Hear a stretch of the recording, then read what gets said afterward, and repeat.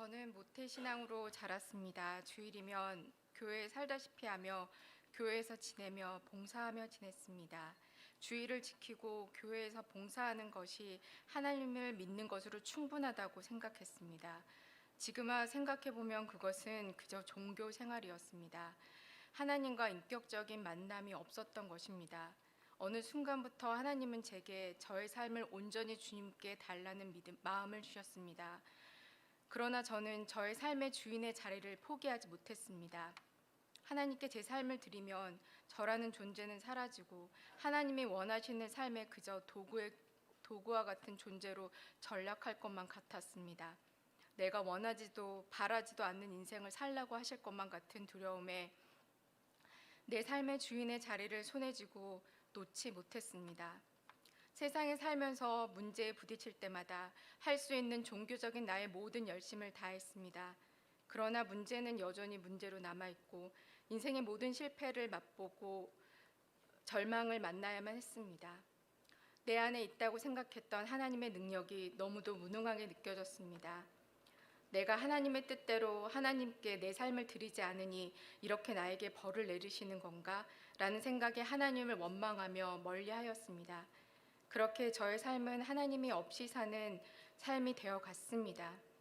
그러나 하나님은 저를 포기하지 않으셨습니다. 저를 세상 어디도 기댈 곳이 없는 광야로 부르셨습니다. 깊은 절망 가운데 오직 주님만을 부르짖게 하셨고, 그때 주님은 조용히 나의 마음을 만지시고 위로하시며 나의 시선을 나를 위해 죽기까지 순종하시며 그 독생자 예수님을 십자가에 내어주신 하나님의 그 크신 사랑과 은혜의 십자가를 바라보게 하셨습니다. 그리고 깨닫게 하셨습니다. 주님이 아니면 내가 아닌 세상의 악한 것들이 내 삶의 주인이 될 수밖에 없는 그런 나약한 존재라는 것을요. 주님은 저를 위해 제 삶을 원하셨던 것입니다. 누구보다 나를 사랑하셨기에 선한 것 하나 없고 연약한 나를 위해 친히 나의 능력이 되어주시기 원하셨던 것입니다. 내가 주님께 온전히 나를 드릴 때 주님은 나를 통해 역사하실 수 있으며 나를 가장 완전한 길로 이끄실 수 있기 때문에 주님은 나의 삶의 주인이 되시고 싶어 하신 것입니다. 저는 매일 기도합니다. 깨달은 이 귀한 주님의 사랑과 은혜를 붙들고 세상에 흔들리지 않으며 제 시선이 늘 주님께로 향하여 하루하루 내게 주시는 하나님의 말씀대로 한 걸음 한 걸음 주님과 동행하며 성령의 충만함으로 살아갈 수 있도록 저의 마음과 생각을 붙들어 달라고 말입니다. 끝으로 예전에는 이 말씀에 큰 은혜를 받지 못했는데, 아니 어쩜 그 길로 가는 것을 두려워했었는데 이제 그 말씀의 온전한 은혜를 깨닫습니다.